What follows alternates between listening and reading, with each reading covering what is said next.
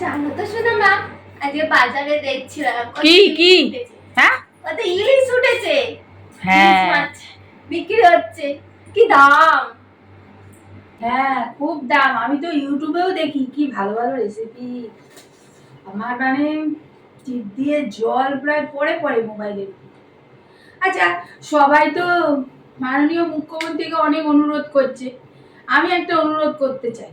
সেটা হচ্ছে, স্যার একটুখানি এই বাঙালির ইমোশন ইলিশ মাছটা একটু একটু বাঙালির হাতের নাগালে নিয়ে আসেন না। ও তো একদম হিমালয় চইলা বসে থাকে। না, আমি কইতাছি না হিমালয় আকারে নিশ্চিহ্ন করে দেন, মানে হিমালয়টা যদি আমাদের এই এই স্ট্যান্ডার্ডে থাকে তাহলে একটু ছুঁইতে পারি।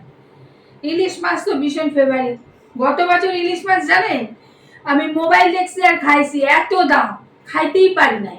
প্লিজ স্যার, প্লিজ একটুখানি মানুষের নাগালের মধ্যে আইনা দেন, বাঙালি খাইতেই পারি না, এত দাম। প্লিজ স্যার একটু দেখবেন যেন আমরা একটু খাইতে পারি, ঠিক আছে? ওই মোবাইল দেখে দেখে শুধু ভাত খাই। মোবাইলে দেখি ভালো ভালো ইলিশ রাঁধে খাই, আর আমি শুধু ভাত খাই। এবার কি সেরকম কাটবো?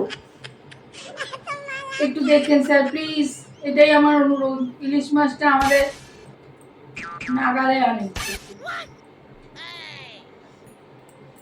ইউটিউব দেখতেছি, রোজ দেখি ইউটিউবে ইলিশ রাঁধতে সময়। আমিও স্বপ্ন দেখি রাতে ঘুমাই আমি ইলিশ দিয়া ভাত খাইতেছি। ও মা, ভোরবেলা উঠে দেখি সিদ্ধ ভাত, আর নয়তো রুই মাছের ঝোল, নয় বাটা মাছের ঝোল, এইসব খাইতেছি। জানো তো শোনা মা, কি আমার এক বান্ধবী সেদিনকে বিয়ে হলো না। হ্যাঁ ওই তো গেলি তো হ্যাঁ, ওরা একদম পারফেক্ট, সেরা ম্যাচ হয়েছে। হ্যাঁ, সেরা জুটি পৃথিবীতে কারা জানিস? হ্যাঁ, সেরা জুটি কারা? এক জোড়া জুতা।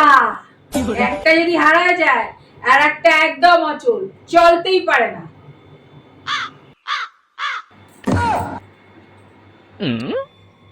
এই কি করিস সন্ধ্যাবেলা? এই তো দেখো না, আজকে শ্যাম্পু করেছি।